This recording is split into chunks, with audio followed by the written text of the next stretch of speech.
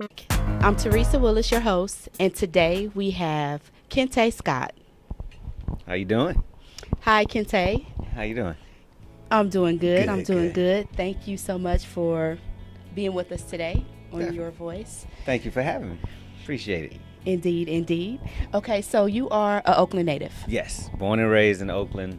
Went to UCLA and stayed in LA ever since. But your major was actually biology. Yes, yeah.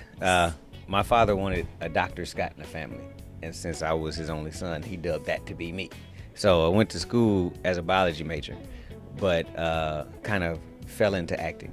I was in the gymnasium at school playing basketball, and this guy comes up and asks if I want to do a commercial. And I was like, okay, sure. And ended up shooting a Cleveland Power Company commercial and started getting like residual checks after we filmed it for like $1,000 every couple of months. And in college, that was big money. So I was like, I could do this. So I started doing commercials while I was still going to school. That lent into doing sitcom work, things like that.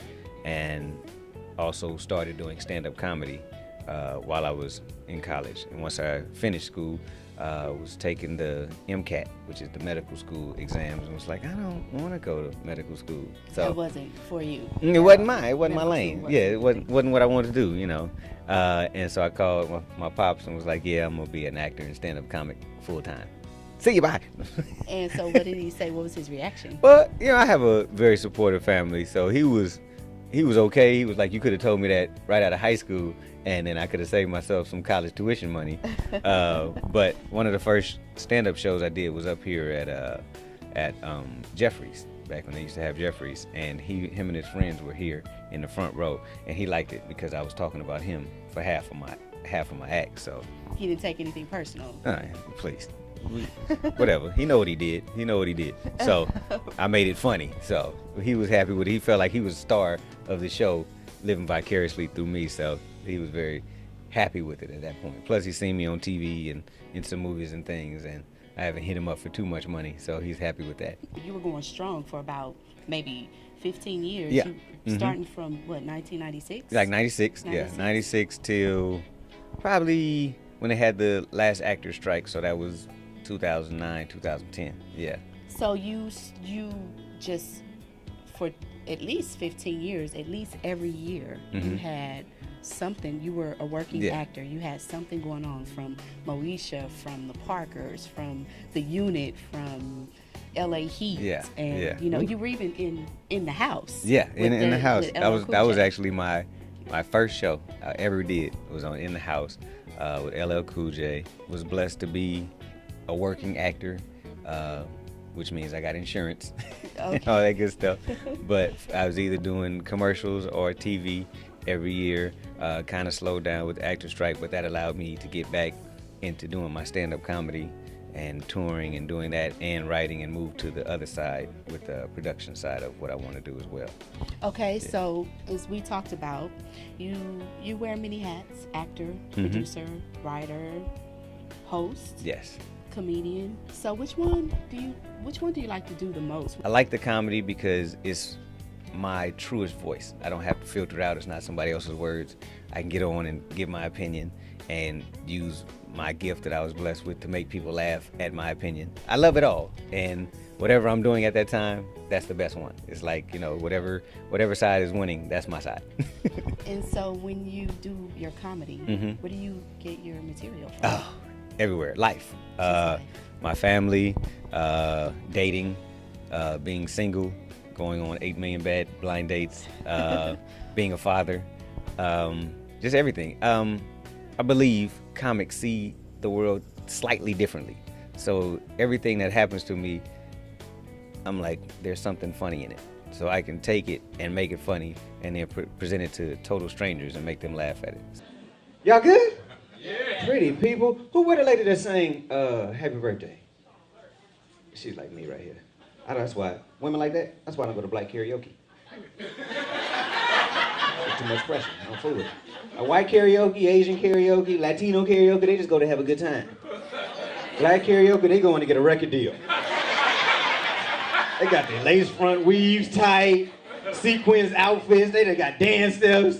These Negroes done have rehearsal and 1 and 2 and read and sing. And you establish a really great rapport with your audience to where they talk back to you. Yeah, I love that. I love that. Does that give you like, you know, energy, or it does. Just makes you want to keep going? Yeah, it does, and I like that because it's interaction. It's not because when I get on stage and nobody say anything, I'm like, this is not TV. I can see you. You can see me. So I like that interaction. One of my favorite comedians, people say that I look like him and kind of have his mannerisms to an extent, is D.L. Hughley, and he's really good at that.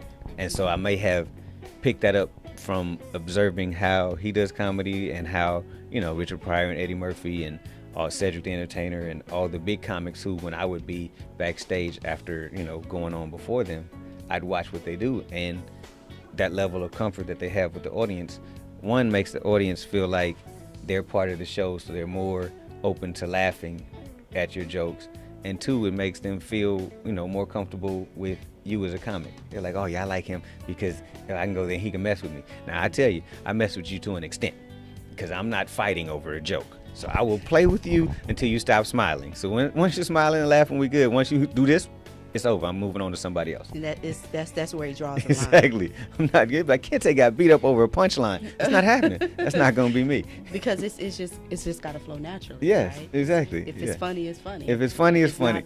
Not, okay. Yeah, and I've seen comedians go too far and get beat up because most comics can't fight. Let's just be 100. We can't fight as a collective. Are there any rules on the show where people can't do certain things, or are there any boundaries for the audience? You mean in terms of the audience can't come on stage? Yeah, so usually there's security there to let them know.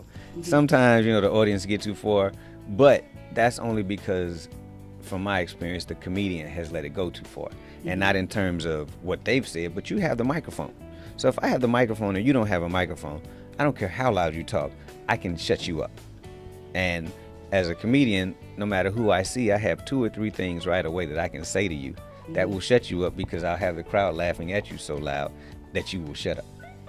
Or you'll get mad and leave, whichever. But either way, you shut up. Don't mess with them on comedy, okay? That's all Don't I'm mess saying. with them on comedy. We can see you at the J Spot. You can see me at the Los J Angeles. Spot. You can see me at I'll be at the Comedy Store, Laugh Factory. I'm everywhere in LA.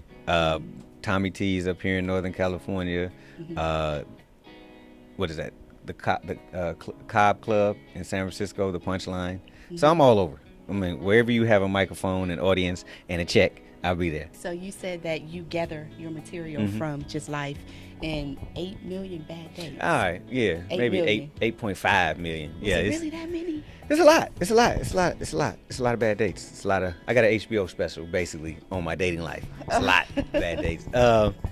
And they might not start off bad, but at some point something happens. Like I'll have ladies are like fearful of going out with me now. Like, don't put me on stage. And I'm like, if you do something funny, I'm gonna put you on stage. Oh, really? Yes. I mean, I can't. I would be doing a disservice to you as the bad date to not let folks know what you do is wrong.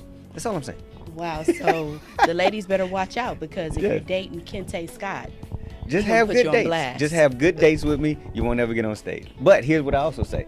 I don't say anybody's name on stage. So as long as you don't rush the stage, nobody will know it's you. Okay. So it's an individual thing. It's a personal thing. Yes. So it's in the mind. Exactly. They be like, I think he talk about me. I'm like, I probably am. If you think that, I probably am. So that means, since you've had all of these bad dates, that means you are single? Yeah. The ladies, we I'm want to single. know. I'm single. Pretty sure the ladies out there. Yeah, I'm single. I'm tired of being single, though. I'm ready to retire my single hat. I've been single for a while. It's good. I've done all the single things. I've had fun with it. I'm ready to be booed up. I'm ready to go on and let some woman make an honest man out of me. That's what I'm saying. So you said you have a very supportive family. Yes. So you have a daughter. Mm-hmm. And you're a proud parent. Yes. So tell us about what your relationship with your daughter is like. Oh, that's my heart. That's my daddy's little girl. She's the Batman. I'm the Batman to her Robin. I can't be a Robin. She got to be Robin. But Right. from day one, when she was born, I was like, she came out, she looked exactly like me. And I was like, okay, I got to be there. And even though I pretty much knew me and her mother weren't going to be together, I wasn't going to deprive her of the relationship with her father just because me and her mother didn't get along, because my father was there. You know, my mother and father were married for forever. So I was like, it was an unconscious, conscious decision I made. It was just, okay, this is what you're going to do.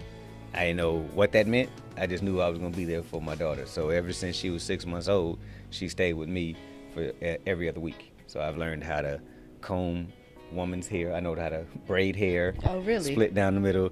I can do something, you know, I can't flat iron or crimp or anything like that, you know, but I can do some plaits. I can do a mean plait. Take me like 45. Yeah. Crimp, you know, no. Yeah.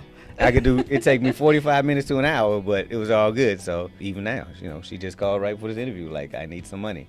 It's like, oh, great, now that's what you're doing, huh?